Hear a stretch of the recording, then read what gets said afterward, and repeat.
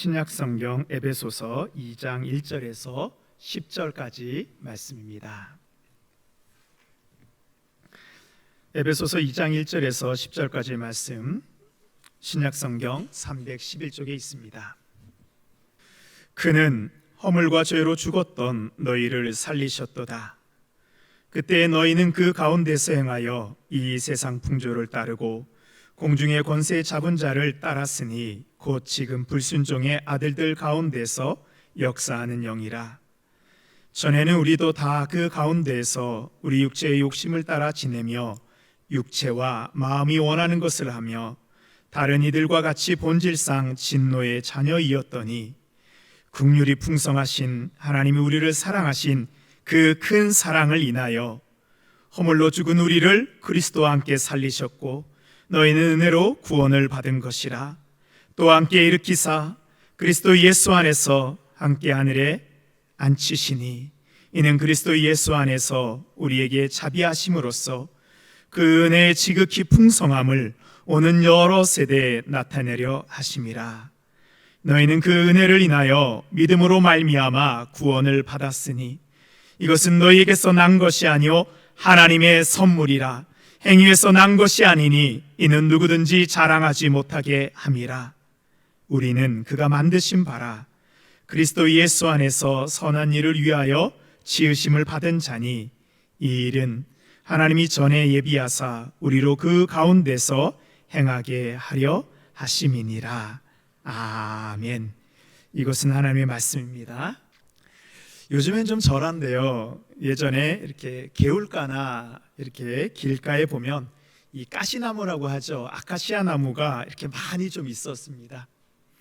근데 이 아카시아 나무가 이 밭 쪽이나 논 쪽으로 자라게 되면 그 밭을 다 망치게 됩니다. 뿌리가 다 뻗어가 가지고요. 그래서 사람들은 이 아카시아 가지를 잘라내기도 하고 나무 밑둥을 쳐내기도 합니다. 근데 그렇게 하면 이 아카시아 나무가 죽을까요? 그렇죠.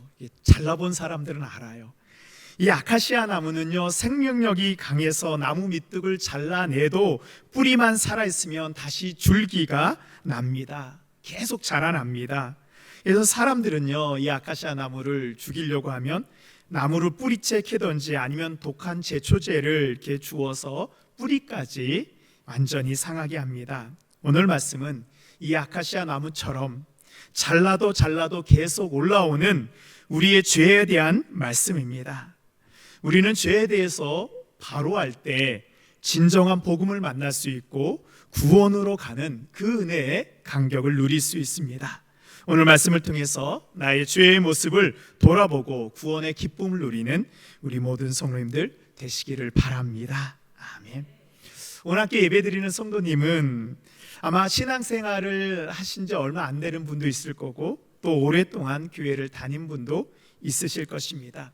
신앙의 연조와 상관없이 성경 속에서 가장 은혜로운 말씀을 고르라고 하면 아마 많은 분들이 요한복음 3장 16장을 고를 것입니다. 우리 다 아시죠? 이 정도는 암송하시잖아요. 그래도 모르니까 PPT 띄워주시고요. 자, 우리 함께 보겠습니다. 시작.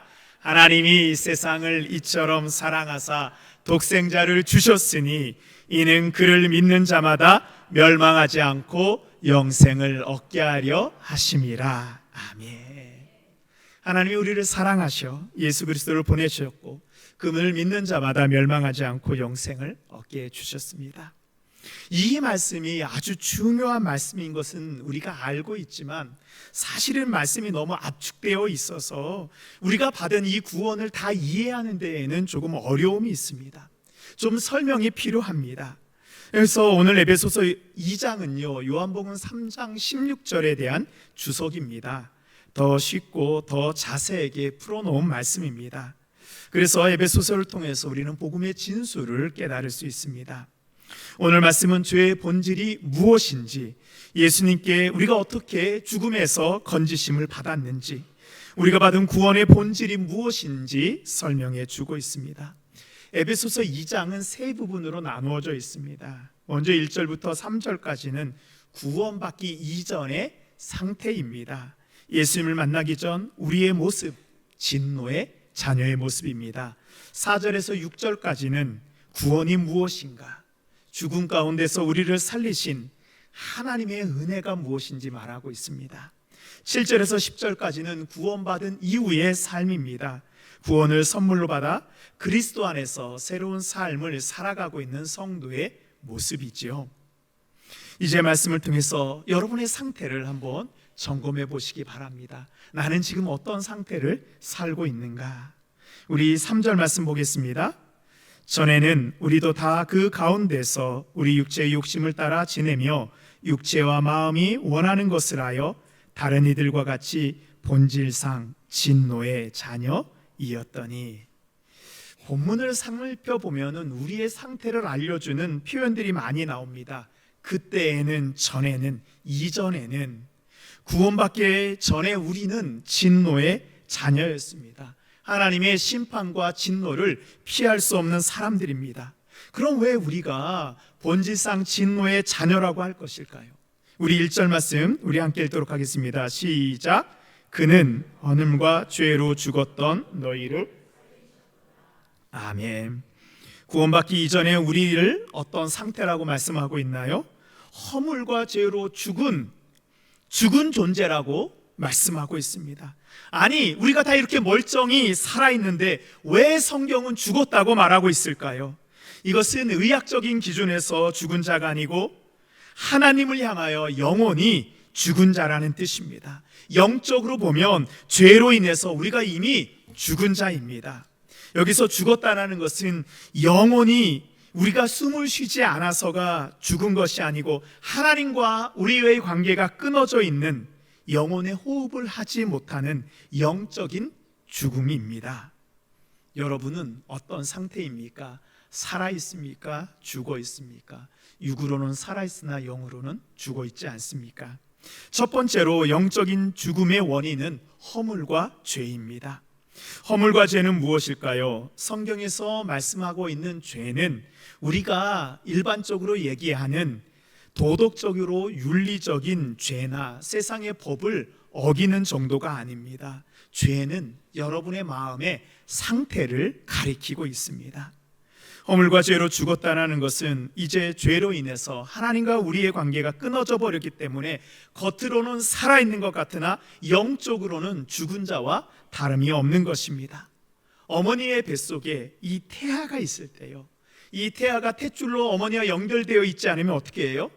어머니의 뱃속에 있어도 죽은 자입니다. 마찬가지로 우리도 하나님과 영적으로 연결되어 있지 않으면 살아있으나 죽은 존재입니다.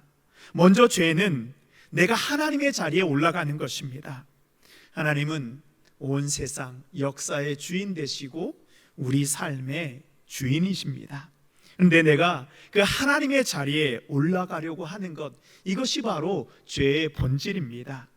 우리가 어떤 일을 할 때 하나님 없이 생각하고 하나님 없이 결정하는 것, 이것은 우리가 죄를 짓는 것입니다. 그래서 죄는요, 우리의 마음의 중심에서 하나님을 끌어내리고 하나님을 제거하고 그 자리에 내가 올라가는 거예요. 내 마음속에 내 생각이 가득 차 있는 것입니다. 이 죄의 모습은 꼭 암세포와 닮아 있습니다. 암세포는요, 처음에는 눈에 띄지 않습니다. 이 정상세포와 비슷하게 보입니다. 그렇지만 온몸으로 퍼져나가 모든 장기를 다 망가뜨려 버립니다. 이 암세포가 정상세포 속에 들어가면 이 정상세포를 암세포로 전이시켜 버립니다. 이것이 바로 암의 무서움입니다. 처음에는 자신의 모습을 드러내지 않습니다. 그러나 암세포가 장기를 다 감싸고 난 다음에야 자신의 정체를 드러냅니다. 자각증세, 통증이 온 다음에 검사를 하고 나면 이미 암세포가 모든 장기에 다 퍼져 있은 다음입니다. 죄도 마찬가지입니다. 죄가 우리 속에 자라고 있는데요, 우리는 잘 모릅니다. 죄는 처음에는 겉으로 드러내지 않습니다. 그래서 내 안에 암세포 같은 죄가 자라고 있는데도 우리는 그냥 모르고 살고 있습니다. 성경에서는 죄의 문제가 어디에서 오는지 알려주고 있습니다. 우리의 마음속에 하나님과의 관계입니다. 하나님이 이 세상의 주인이시고 또 하나님이 우리의 모든 것을 주관하고 계시는데 우리가 하나님을 부인하고 내 인생 속에 하나님이 없는 것처럼 사는 것, 이것이 죄입니다. 이것을 다른 말로 하면 자기 중심성입니다. 내가 나의 주인인 것처럼 살아가는 것입니다. 어느 나라에 왕과 신하가 있었습니다. 왕이 멀리 여행을 떠나면서 신하에게 자기 나라의 모든 것을 맡겼습니다. 네가 나를 대신해서 이 나라를 다스려라. 신하가 왕을 대신해서 나라를 다스립니다. 그런데 문제가 생겼어요. 신하가 자신의 옷이 아닌 왕의 옷을 입고 왕이 앉는 왕자에 앉아 나라를 다스리는 것입니다. 이것을 두 글자로 뭐라고 하는지 아세요? 반역이라고 합니다. 신하는 신하의 자리에서 충성을 다해야 됩니다. 왕이 자리를 비웠다고 해서 왕의 자리에 올라가게 되면 그 신하는 반역자가 됩니다. 죄가 우리의 마음 가운데 들어오게 되면은 사람들은 내가 왕인 것처럼 생각하고 결정합니다. 그 전까지는 하나님께 맡기고 하나님의 결정을 따르며 살았으나 이제는 내 마음대로 결정하며 살아갑니다.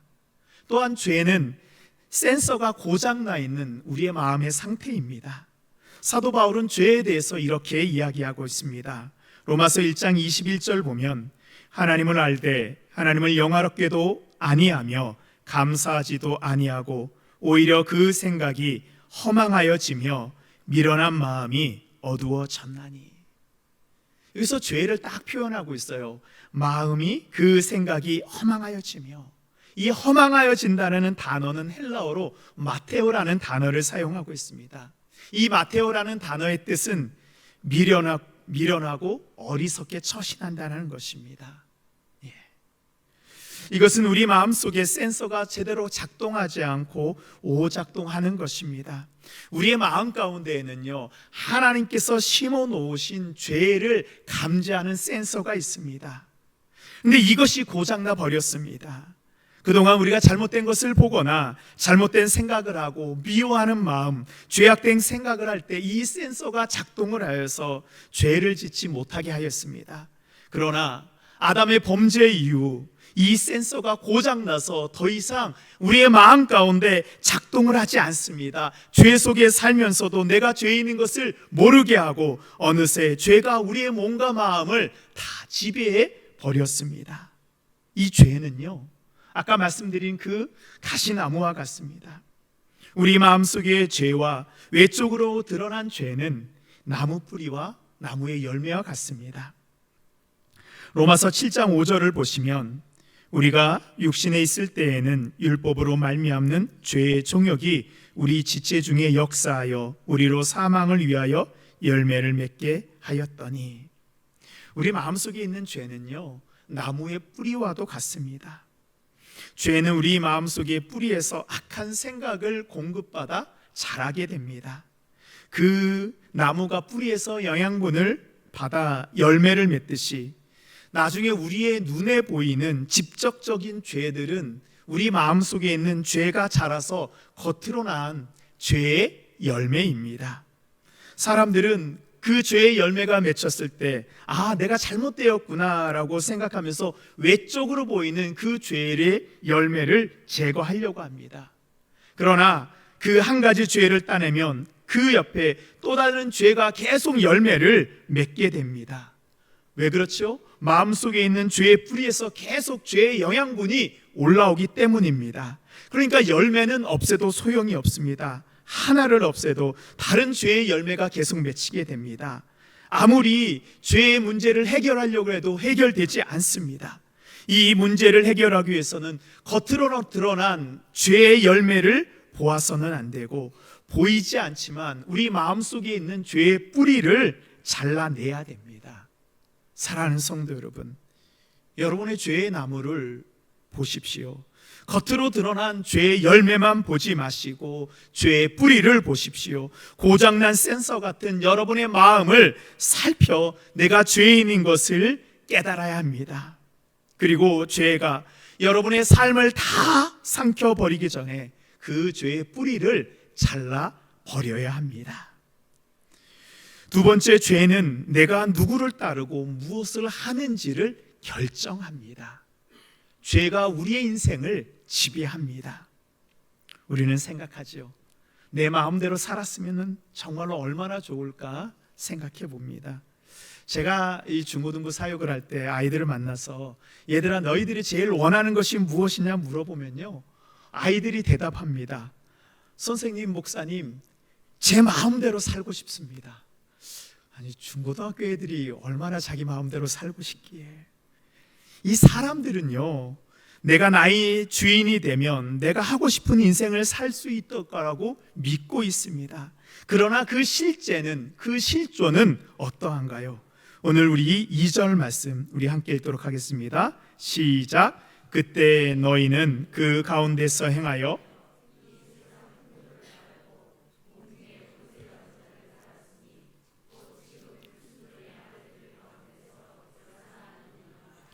아미라. 아멘. 자, 우리 2절 보시면 따르고 따랐으니 라는 말이 계속 반복돼서 나오고 있습니다. 이 따르고라는 말은 헬라어로 카타라는 말을 쓰고 있습니다. 이 카타라는 말은 따라간다라는 의미와 함께 그것처럼 된다, 그것과 같은 방법으로 산다라는 의미를 가지고 있습니다. 3절 보시면은 전에는 우리도 다 그 가운데서 우리 육체의 욕심을 따라 지내며 육체와 마음이 원하는 것을 하여 다른 이들과 같이 본질상 진노의 자녀이었더니. 우리가 무엇을 따르고 있다고요? 세상 풍조와 같은 방법으로 살고 공중 권세 잡은 자들의 방법을 따르며 살고 있다라고 말하고 있습니다. 즉 육체의 욕심을 따르고 육체와 마음이 원하는 것을 따르는 것입니다. 그래서 그때 사람들은 생각하기를, 세상에 이 내 인생의 주인은 나야 라고 생각하지만 결국은 죄악의 나의 육체를 사탄에게 나의 마음의 중심을 내어준 채 죄에 붙잡힌 모습으로 살고 있습니다. 여러분은 어떠신가요? 내 마음대로 지금 살고 있습니까? 내 마음대로 산다고 생각하십니까? 네, 사실은요, 그렇게 생각하는 사람들을 보면 자기 마음대로 사는 것이 아닙니다. 화를 잘 내는 분들이 있잖아요. 화를 잘 내는 분들은 자신의 마음속에 있는 화를 잘 내는 걸까요? 아니에요. 화를 조절하지 못하는 사람입니다. 화가 이미 그 사람을 지배하고 있기 때문입니다. 담배를 피우는 사람은 내 마음대로 담배를 피운다고 하죠. 아닙니다. 사실은 담배가 그 사람을 조종하고 있는 것입니다. 술을 마시는 사람은 내가 원해서 술을 마신다고 생각하지만 사실은 술이 나를 지배하고 있는 것입니다. 열심히 일하는 사람들도 가끔씩 보면요, 많은 사람들이 자신이 무엇을 위해서 살아가는지 모르고 일을 합니다. 일이 이미 그 사람을 지배하고 있는 것입니다. 하나님이 우리에게 주신 인생의 목적을 따르는 것이 아니고 물질이 우리 인생의 주인 되어버렸고 더 높은 자리에 오르고 더 많은 것을 소유하는 것이 인생의 목표가 되어버렸습니다. 이런 사람을 진정으로 내가 나의 주인이라고 할 수 있을까요? 아닙니다. 스스로 주인이라고 생각하지만 죄의 종, 세상의 종, 욕심의 종이 되어 살고 있습니다. 이 사사기에서 이렇게 표현하고 있습니다. 그때 이스라엘의 왕이 없으므로 사람이 각기 자기의 소견에 옳은 대로 행하였더라. 왕 대신 하나님이 없으니까 내 소견에 옳은 대로 행하는 그런 사람이 되어버렸습니다. 죄로 인해서 우리는 하나님의 자녀에서 진노의 자녀로 변했습니다. 하나님을 주인으로 섬기지 않으면 우리는 선택의 여지가 없습니다. 진노의 자녀가 될 수밖에 없습니다. 어느 날 해군 제독이, 해군에서 제일 높은 사람이 제독이잖아요. 이제 함정을 주의하며 밤에 가고 있었습니다. 칠흑같이 어두운 밤에 배를 조종하며 가고 있는데 멀리에서 깜빡이는 배의 불빛이 보이는 것입니다. 이대로 가다가는 저 배와 충돌할 것 같습니다. 제독이 해군에서 제일 높잖아요. 그래서 명령을 내렸습니다. 나는 해군 제독이다. 너의 배를 오른쪽으로 20도 돌려라라고 명령합니다. 근데 회신이 왔어요. 제독의 배를 오른쪽으로 20도 돌리십시오. 제독이 어떻게 했을까요? 감히 내가 제독인데 나는 해군 제독이다. 그러자 상대편에서 회신이 옵니다. 저희는 등대입니다. 깜빡이는 불빛이 배가 아니고 길을 알려주는 등대였던 것입니다. 그 등대의 불빛을 무시하고 그냥 앞으로 간다면 어떤 배라도 침몰할 수밖에 없습니다. 우리도 우리의 길을 인도하시는 등대 같은 하나님의 말씀, 하나님의 빛을 따라가지 않으면 결국 침몰할 수밖에 없는 진노의 자녀입니다. 하나님의 진노는 두 가지입니다. 이 땅에서 우리가 받는 진노가 있고요, 이 땅에서의 진노를 피했다고 할지라도 마지막 때에 우리에게 임하는 종말의 진노가 있습니다. 사람들은 속일 수 있어요. 나의 죄악을 사람들이 모르게 할 수는 있습니다. 그러나 하나님께는 우리의 죄악을 숨길 수가 없습니다. 마지막 때에 우리의 죄악이 낱낱이 하나님께 드러나게 되어 있습니다. 운이 좋게, 아니 혹시라도 이 세상에서는 우리가 침몰하지 않고 살 수 있을지는 모르지만 하나님의 진노는 마지막 때에 우리에게 임하게 됩니다. 성경이 이것을 영원한 심판이라고 말하고 있습니다. 히브리서 9장 27절입니다. 한번 죽는 것은 사람에게 정하신 것이요 그 후에는 심판이 있으리니. 어떤 사람도 이 하나님의 진노, 하나님의 심판을 피해갈 수 없습니다. 마지막으로 하나님의 그 큰 사랑이 우리를 구원해 주셨습니다. 우리의 죄의 뿌리를 잘라 하나님의 자녀 삼아 주셨습니다. 하나님께서는 하나님을 알지 못한 채 자신이 주인이 되어 세상을 따라가며 진노의 자식이 되어서 현재의 심판과 미래의 심판 가운데 있는 우리를 불쌍히 여겨주셨습니다. 그 죽음 가운데서 우리를 살리신 하나님의 놀라운 사랑으로 인해서 우리는 구원받은 자 되었습니다. 오늘 말씀 4절 말씀 우리 함께 읽도록 하겠습니다. 긍휼이 풍성하신 하나님이 우리를 사랑하신 그 큰 사랑을 인하여. 아멘. 이거를 제가 좀 다르게 말씀드려 보겠습니다.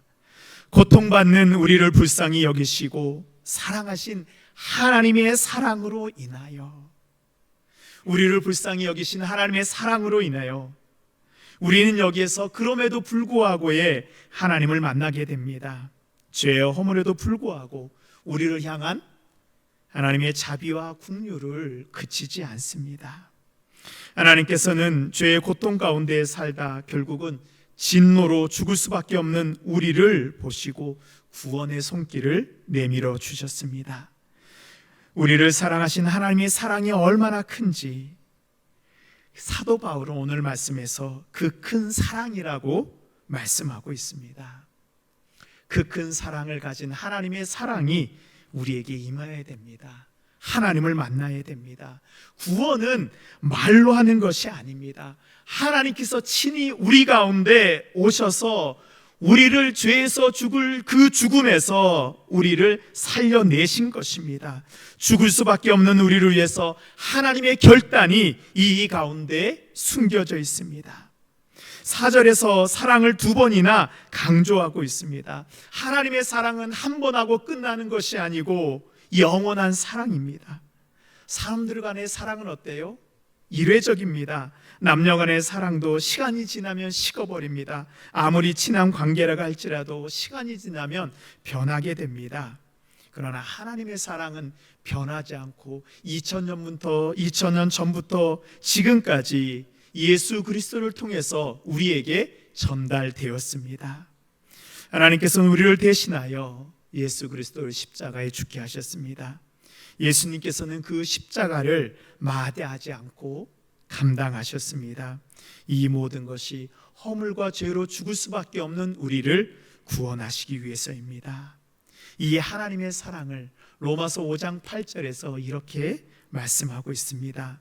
우리가 아직 죄인 되었을 때 그리스도께서 우리를 위하여 죽으심으로 하나님께서 우리에 대한 자기의 사랑을 확증하셨느니라. 하나님은요 말로만 우리를 사랑하신 것이 아닙니다. 하나밖에 없는 독생자 예수 그리스도를 우리에게 보내주시어 주님의 죽음으로 사랑을 우리에게 증명하셨습니다. 허물과 죄로 죽을 수밖에 없는 죄의 문제를 해결하셨습니다. 내가 주인이 되어 살아가며 결국 죽음의 길로 가고 있는 우리를 구원하시기 위해 주님이 대신 죽으셨습니다.